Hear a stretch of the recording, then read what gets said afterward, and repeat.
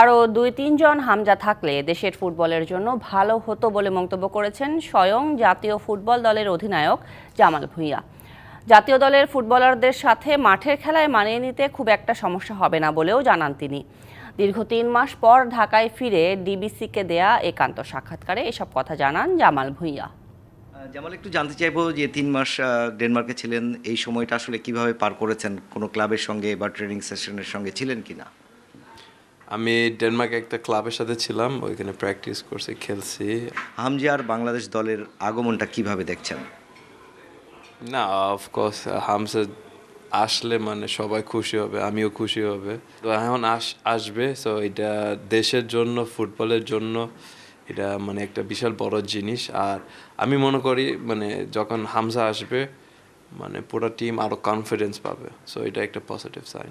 আপনি যদি দেখেন শ্রীলঙ্কা 2 বছর না 3 বছর আগে আমরা ইন্দোনেশিয়ার সাথে ড্র করছি, এই সেম ইন্দোনেশিয়া টিম ওরা অনেক চেঞ্জ করছে, তো আমরাও সেম করতে পারি। সবারই একটু কনফিউশন রয়েছে যে বাংলাদেশের ফুটবলাররা যে লেভেলের খেলেন, যে স্টেমিনা নিয়ে খেলেন, সেই জায়গায় আসলে সিনক্রোনাইজেশনটা হবে কিনা? ওনার কোনো প্রবলেম হবে না, কারণ উনি অলরেডি একদম হাই লেভেলে আছে।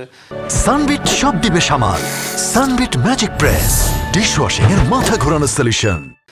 সো বাংলাদেশের প্লেয়ার যেটা আছে ওর সাথে অ্যাডপ্ট করবো। অফকোর্স উনি একটু বলবে মানে এটা করতে হবে, এটা করতে হবে, এটা অ্যাডজাস্ট করতে হবে, আর আমি মনে করব মানে হামসার মতন প্লেয়ার প্রবলেম ফেস করবে না।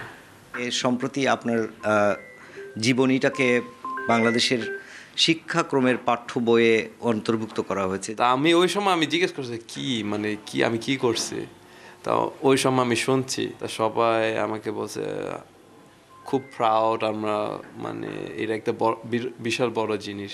তো এটা আমি তো খুব খুশি হয়েছি, কারণ এইটা আমার জন্য একটা ভালো আর একটা প্রাউড মোমেন্ট লাগছে। বাট না, আমি যদি ওরাকে ইন্সপায়ার করতে পারি তাহলে এটা একটা পজিটিভ জিনিস, কারণ আমার পার্সোনাল ফেভারিট স্পোর্ট হচ্ছে ফুটবল। আমি চাই বাংলাদেশের বাচ্চারা ওরা ফুটবল খেলে।